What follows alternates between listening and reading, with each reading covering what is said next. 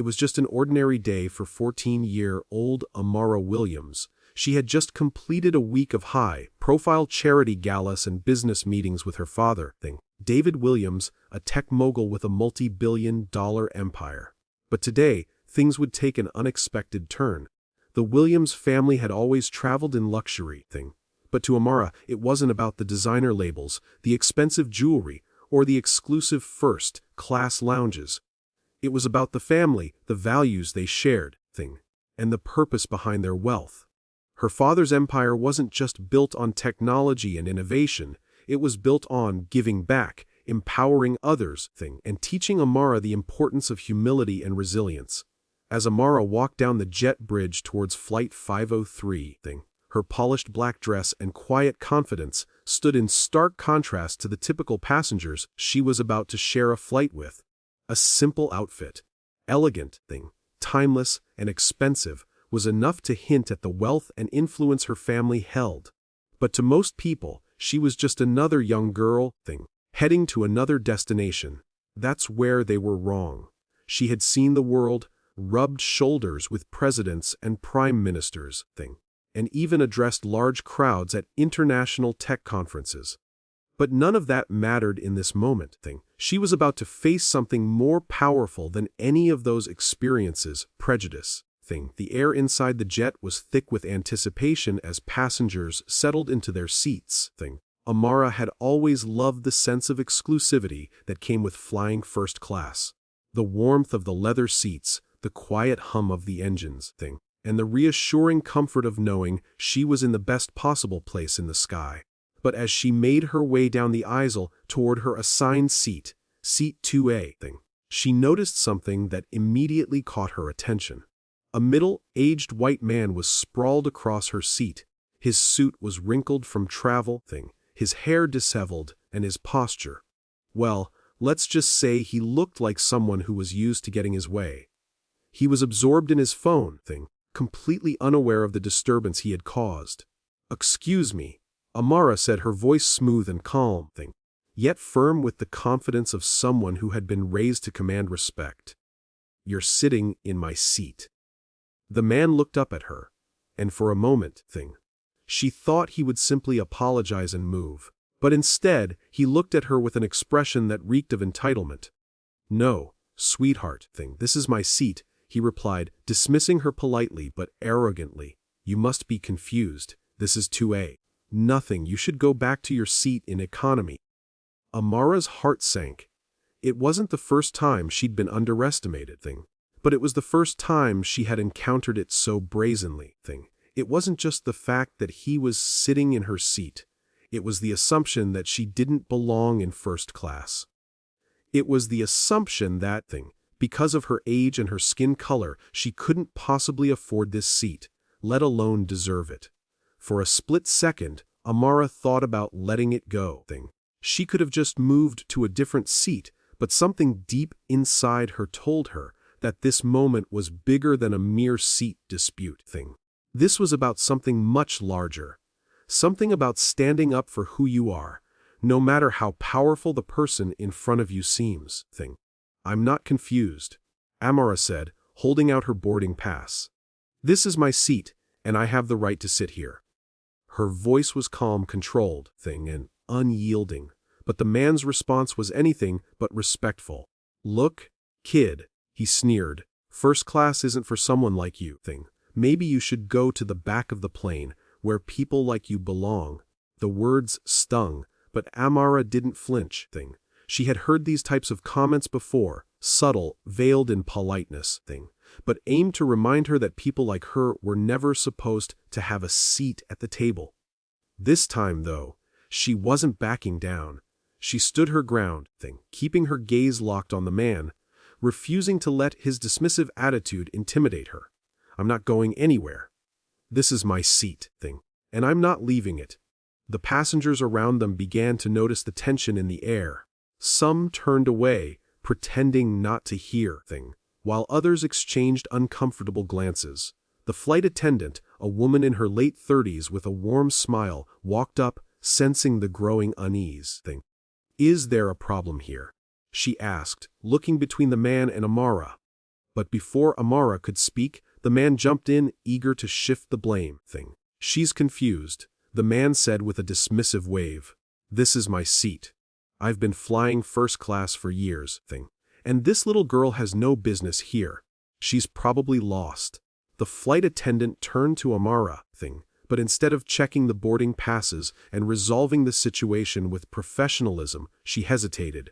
Her eyes briefly scanned Amara, then flicked to the man, and without realizing it, she too began to make assumptions based on appearance. Ma'am, can I see your boarding pass? The flight attendant asked, her voice a little too soft, almost apologetic.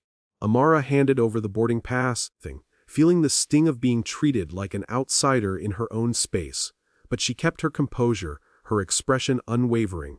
This shows seat 2A, But maybe there's some confusion, the flight attendant said, her tone now leaning toward the businessman's side, Perhaps you could find a different seat in first class.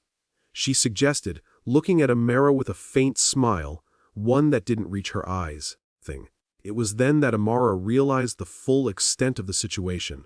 This wasn't just a dispute about a seat. It was a reflection of a deeper issue, one that many black people had faced throughout history. Prejudice, injustice, the assumption that because of who you are, you don't deserve the same treatment as others. But Amara had learned something powerful from her father over the years. When you face injustice, you don't retaliate with anger. You stand your ground with dignity and show the world that your voice matters. And in that moment, she realized that the flight, the man, and the situation were no longer about just her seat. They were about something much bigger. She took a deep breath, steadied herself, and made a decision that would change everything. The flight attendant looked at Amara for a moment, clearly uncomfortable, as if she had just realized the implications of her own actions. The man, still sitting arrogantly in Amara's seat, now wore a smug expression, clearly expecting her to back down. But Amara wasn't about to let this moment slip away. This wasn't just about her rightful seat, It was about making sure everyone on this flight, every person who had witnessed this injustice, knew that silence in the face of discrimination wasn't an option, With a quiet but unshakable resolve, Amara turned to the flight attendant. You can either ask him to move, or I'll make a phone call, she said calmly, her words ringing out clearly in the cabin.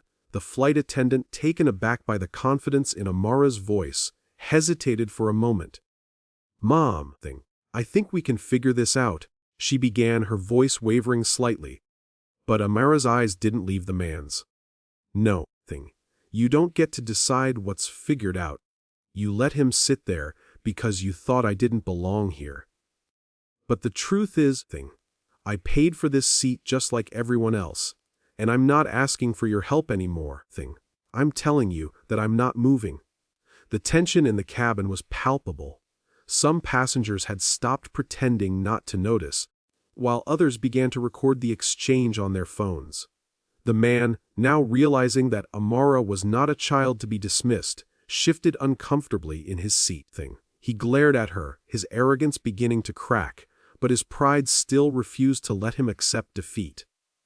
I've been flying first class for decades. Sweetheart, he sneered, trying to hold on to his facade of superiority. And you think you can just barge in and take my seat? Your daddy probably paid for it, That doesn't mean you're entitled to it.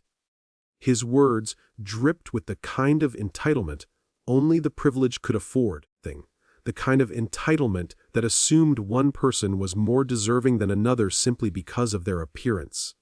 But Amara wasn't intimidated, She had heard these kinds of words before.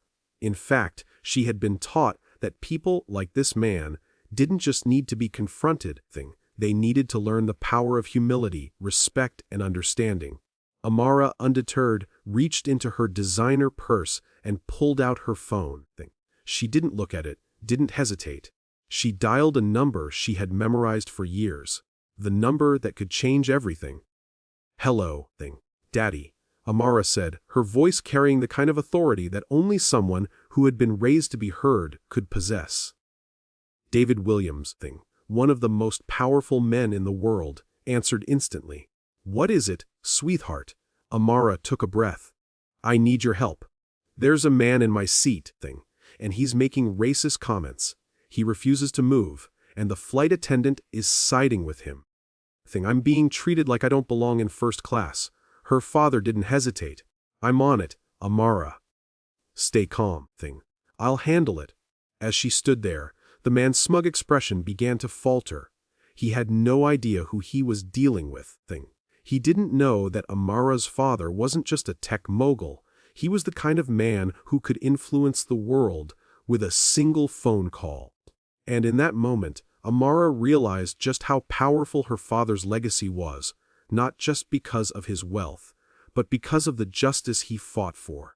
Within moments, David Williams was on the line with the airline's CEO, his voice a calm, commanding presence.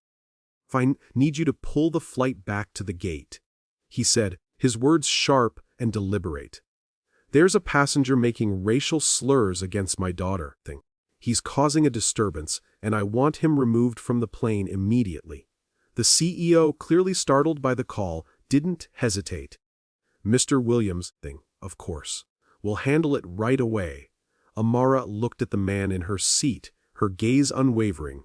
She could see the realization beginning to sink in. The first cracks in his arrogance forming. He had no idea that his racist assumptions were about to cost him everything.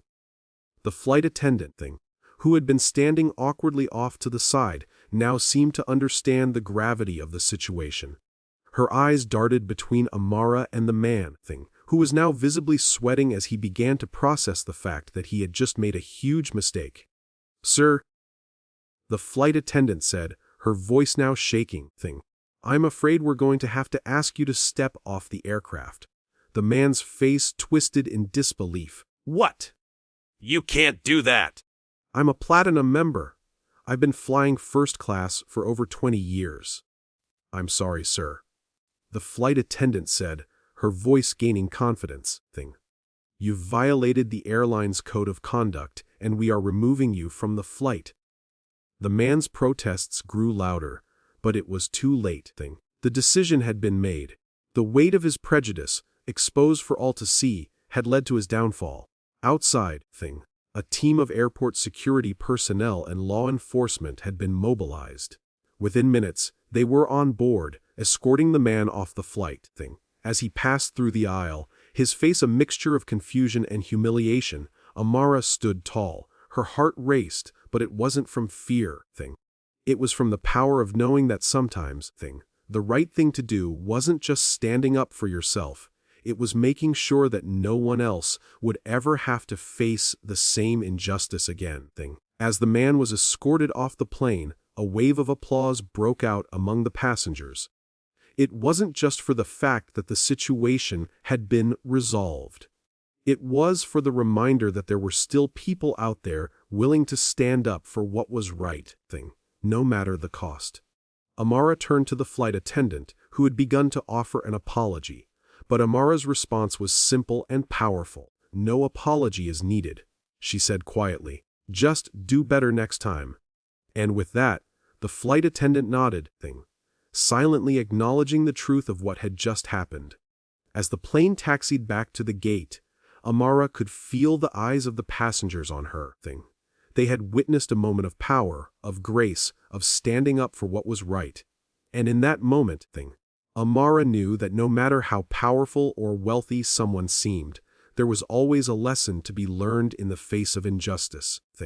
And as the plane finally prepared to take off, Amara settled into her seat, knowing that today she had made a difference. Not just for herself, but for everyone who had witnessed the truth about prejudice and power.